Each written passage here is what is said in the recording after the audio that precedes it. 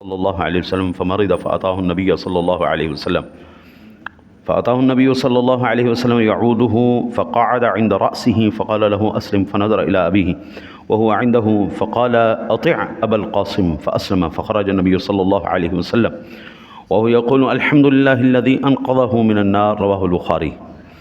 حضرت امام بخاری نے حضرت انس سے روایت کی ہے، وہ فرماتے ہیں کہ ایک یہودی لڑکا نبی اکرم صلی اللہ علیہ وسلم کی خدمت کرتا تھا، وہ بیمار ہو گیا۔ اس کی بیمار پرسی کے لیے حضور نبی اکرم صلی اللہ علیہ وسلم تشریف لے گئے اور اس کے سر کے پاس تشریف فرما ہوئے اور فرمایا اسلام لے آ۔ اس نے اپنے باپ کی طرف دیکھا جو اس کے پاس تھا۔ باپ بولا بیٹا حضور ابو القاسم کی بات مان لو۔ بچہ اسلام لے آیا۔ نبی اکرم صلی اللہ علیہ وسلم فرماتے ہوئے واپس ہوئے کہ خدا کا شکر ہے جس نے آگ سے بچا لیا، خدا کا شکر ہے جس نے آگ سے بچا لیا۔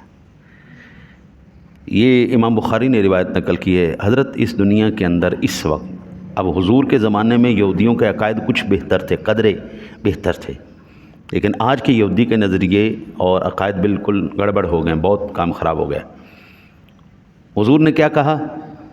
الحمدللہ الذی انقذہ من النار، اللہ کا شکر ہے اللہ نے اس کو آگ سے بچا لیا۔ معلوم ہوا اب حضور کے بعد کائنات میں کوئی بھی نجات کا راستہ نہیں، صرف حضور کا کلمہ ہے، بس ختم۔ اب نجات ملے گی تو حضور جناب رسالت مآب صلی اللہ علیہ وسلم کا کلمہ پڑھ کے نجات ملے گی۔ اب کوئی کسی بھی نبی کا پیروکار اس وقت وہ نجات حاصل نہیں کر سکتا، جنت میں نہیں جا سکتا، جائے گا تو صرف میرے نبی کا سونا کلمہ پڑھنے والا جائے گا۔ اس بچے کا نام محدثین نے لکھا ہے عبد القدوس تھا، جو اپنی خوشی سے حضور نبی اکرم صلی اللہ علیہ وسلم کی خدمت کیا کرتا تھا، اور معلوم ہوا کہ کفار کے بچے اگر بخوشی ہماری صحبت یا خدمت اختیار کریں تو انہیں روکنا نہیں چاہیے، بسا اوقات اس سے انہیں ایمان نصیب ہو جاتا ہے۔ حضرت میں اگر اپنے جو ہمیں پڑھایا گیا تھا اس کے مطابق میں چلوں نا جی، تو مسجد میں جو بھی وابی نماز پڑھے نا تو مسجد پلیت ہو جائے، میں آکھاں تو وہ جی مسجد وابی آ گیا تو سور آ گیا ایک برابر ہے، ہمیں یہی پڑھا گیا ہے۔ ہم کسی کی طرف نظر کرنا بھی نہ دیکھیں، ہم ان کو اچھوت سے بھی بدترین ٹریٹ کریں، لیکن مجھے ایک سوال کا جواب چاہیے، تو پھر ان کی اصلاح کون کرے گا؟ اگر آپ نے ان کو بھگا دیا ہے، آپ نے ان سے نفرت کی ہے، ان کو راہ راستے پہ کون لے کے آئے گا؟ ان کی اصلاح کیسے کی جائے گی؟ ضروری ہے آپ نے پوری جماعت کی اصلاح کرنی ہے؟ نہیں ہو سکتی، پوری قوم کو آپ نہیں کر سکتے۔ اس شخص کو قریب آنے دو، قریب آنے کے بعد اس کو اپنے نظریات بتاؤ، اس کو اللہ رسول کی اب یہ بخاری شریف کی جو حدیث پاک ہے میں کسی بھی سناؤں، حضرت کسی بھی مسلک کے بندے کو سناؤں، وہ کہے گا میں نہیں مانتا۔ صرف نظریاتی اختلاف کی وجہ سے ہم نے ایک دوسرے کے اوپر نہ جی وہ ظلم و ستم شروع کر دیے کہ اے تو کافر ہے جی، بس اے تو مشرک ہے، تو بے ایمان ہے، انہوں تے دفع کرو، ان دے نال تے گل کرنا بھی بھئی، یا تو تم اس تقوی کے عروج پر پہنچ جاؤ۔ اعلیٰ حضرت عظیم البرکت کا فتویٰ گیا نا جی مولانا اشرف علی تھانوی کے پاس، تو ان کے مریدوں نے کہا کہ حضرت اس بندے نے تو آپ کو کافر کہا ہے، تو مسکرا کے کہنے لگے وہ جس عشق کی منزل پہ ہے نا، اگر مجھے کافر نہ کہتا خود کافر ہو جاتا۔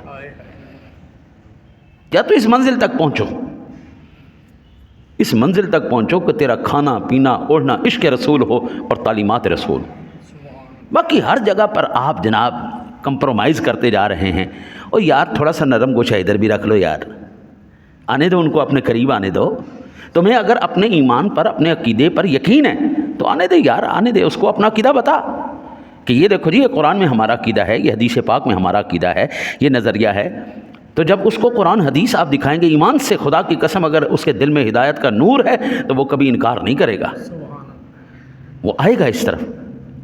کسی کی سوچ کو، نظریے کو ایسے نہیں تبدیل کیا جا سکتا، یہ صرف نگاہ نبوت کے اندر کمال ہے کہ وہ ایسے بس نگاہ کرتے ہیں اور دل کی دنیا کو بدل کے رکھ دیتے ہیں، یا میرے رب کی قدرت ہے، وہ چاہتا ہے تو ایسے کر دیتا ہے، وہ چاہتا ہے تو ایسے کر دیتا ہے۔ اس لیے یار ان کو آنے دو، اپنے قریب آنے دو، ان کو نظریات اپنے بتاؤ یار، اپنے عقائد بتاؤ۔ میں نے آج تک نا حضرت جی میری نا آپ لائبریری دیکھیں تو آدھی میری کتابیں جو ہے نا بابوں کے اوپر پڑھی ہوئی ہیں، لیکن کائنات کے سب سے بڑے امام اعظم جناب محمد الرسول اللہ صلی اللہ علیہ وسلم کی بات میں کرتا ہوں یا اللہ کی بات کرتا ہوں، بس ختم۔ یا تو آپ مجھے بتائیں اس عرصے کے اندر میں نے آپ کو کبھی کسی کی کتاب سنائی ہو، میں نے یا حدیث سنائی ہے یا قرآن سنایا، بس۔ کیونکہ مجھے پتہ ہے میرا نظریہ، میرا عقیدہ، میری سوچ، میری فکر قرآن سے بھی ثابت ہو رہی ہے، حدیث پاک، بس یا یوں کہہ لیں کہ میری سوچ، میرا نظریہ، میرا عقیدہ وہی ہے جو قرآن اور حدیث کا عقیدہ ہے، یہ کہنا بہتر ہے۔ ہماری سوچ، ہمارا عقیدہ، تھوڑا سا نظریاتی اختلاف ہوا نہیں، اور بھائی اختلاف کس میں نہیں ہوتا؟ بہن بھائیوں میں نہیں ہوتا، ماں بیٹے میں نہیں ہوتا، باپ بیٹے میں نہیں ہوتا، ہزاروں اختلاف ہوتے، تو کیا اس کو دھکے مار کے گھر سے نکال دیتے ہیں؟ یار تھوڑا سا نرم پہلو رکھو، ان کو قریب آنے دو، ورنہ بابو یہ یاد رکھنا، یہ جس طرح تمہارے اڑا کے لے کے جا رہے ہیں نا، تو اس طرح اڑا کے لیتے جائیں گے۔ وہ لوگ جو آج سے 30 سال پہلے صلاۃ والسلام علیک یا رسول اللہ پڑھتے تھے، مصطفیٰ جان رحمت پہ لاکھوں سلام پڑھتے تھے، آج وہی لوگ اس کی مخالفت کر رہے ہیں۔ وہ جو اس علیہ ثواب کرتے تھے اپنے بزرگوں کے لیے، آج وہی اس کا انکار کر رہے ہیں۔ اس کی وجہ کیا ہے؟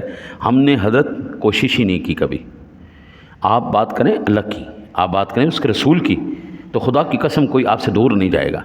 باقی رہی بات، اگر کسی کو کوئی مسئلہ ہے تو الحمدللہ پڑھو، اللہ کا شکر ادا کرو کہ میں قرآن حدیث بیان کرتا ہوں، اس لیے لوگ میری مخالفت کرتے ہیں۔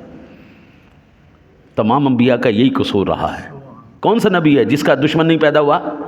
حضرت انبیاء کی تعلیم میں، تبلیغ میں خدا کی قسم 1% بھی جو ہے نا جی وہ کمی نہیں ہوتی، اخلاص 100% اخلاص۔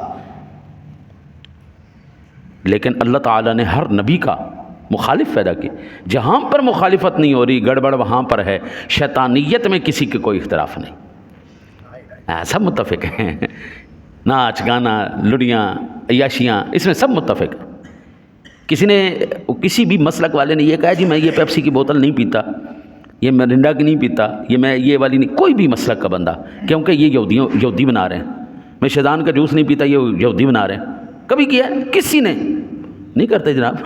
وہاں پہ سب متفق ہیں، وہ تو سارے بھیڑ گئے، لیکن اختلاف آئے گا تو یہاں پہ آئے گا۔ اسی لیے ہمارے ساتھی ہم سے دور ہوتے جا رہے ہیں۔ آپ خدا ان کو قریب کریں۔ نظریات، عقائد، اللہ نے چاہا، آپ کی محنت ہوئی، اخلاص ہوا، اللہ رنگ لائے گا انشاءاللہ تعالی العزیز، ان کے دل بدل دے گا۔ میں دعا کر سکتا ہوں یا اللہ ان ساتھیوں کے دلوں کو بدل دے۔ اب حضور تشریف لائے، لڑکا یہودی، باپ بیٹھا ہوا، خاندان موجود ہے سارا، حضور نے کہا کلمہ پڑھ۔ وہ خوف زدہ تھا کہ کہیں میرا باپ مجھے مارے نہیں، یہ میرا باپ کیا کہے گا۔ جیسے ہی دیکھا اس نے اپنے باپ کی طرف، آئے ہائے ہائے، نگاہ نبوت کے جلوے ہی اپنے ہیں جناب، چہرے رسول کی برکتیں ہی اپنی ہیں۔ وہ یہودی بھی جانتا تھا کہ یہ نبی جو بات کر رہا ہے 100% صحیح اور درست بات کر رہا ہے۔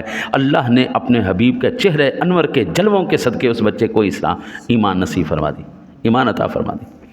لہذا اس حدیث پاک سے یہ امید بھی بنتی ہے ہم گناہ گاروں کو کہ انشاءاللہ تعالی العزیز جس طرح اس یہودی لڑکے کے آخری وقت میں جلوہ گر ہوئے کملی والے، اور آپ نے اس کو کلمہ پڑھایا، انشاءاللہ کملی والے ہمیں بھی کلمہ پڑھائیں گے، انشاءاللہ ہمیں بھی انشاءاللہ وہ آخری وقت میں جلوہ گر ہوں گے اور کلمہ پڑھائیں گے انشاءاللہ تعالی۔ اور اب نبی اکرم صلی اللہ علیہ وسلم اپنے خاص خدام کو ان کے مرتبہ کلمہ پڑھانے تشریف لاتے ہیں۔ ایسے لوگ دیکھے گئے ہیں جنہوں نے، اب میں نے کئی ایسے اپنے بزرگوں کے حالات و واقعات دیکھے ہیں کہ جب ان کا آخری وقت آتا ہے نا جی، تو بالکل قریب المرگ ہوتے ہیں، سکرات کی کیفیت طاری ہوتی ہے، تو کھڑے ہو جاتے ہیں، استقبال کرو، حضور جلوہ گر ہو گئے، حضور جلوہ گر ہو گئے۔ یہ تو ایمان کے اوپر ہے میری جان، ایمان کے اوپر ہے۔ جتنا مضبوط ایمان ہوگا اتنی آپ کی ایمان کی پرواز ہے، اتنی اللہ تعالیٰ آپ کو نعمت عطا فرماتے۔ تمہاری قسمت ہوئی تو آخری وقت تم دیکھو گے کملی والا جلوہ گر ہو کے تمہیں کلمہ پڑھا رہا ہے۔ اگر تھوڑا سا ڈھیلا ماٹھا بندہ ہوا تو قبر میں حضور جلوہ گری فرما کر تو تم استقبال کر لو گے۔ جے میرے ورگا بالکل ہی ماٹھا جی یہ بندہ ہوا ہے تو پھر ہم یہ تو کم از کہیں گے نا، ہاں جی ھذا محمد الرسول اللہ صلی اللہ علیہ وسلم، ہاں جی مر کے پہنچا ہوں یہاں اس دل ربا کے واسطے۔ ہم نے ساری زندگی عشق رسول، محبت رسول اور الفت رسول کا درس دیا ہے۔ آج اس سونے کا دیدار ہو رہا ہے، آج ہم سے پوچھتے ہو یہ کون ہے؟ ہاں جی انشاءاللہ اس دن ہم حضور کی محبت کا جواب دیں گے۔ اللہ تعالیٰ سے دعا ہے اللہ تعالیٰ اپنے حبیب کا صدقہ ہمیں خاتمہ بالایمان نصیب فرمائے۔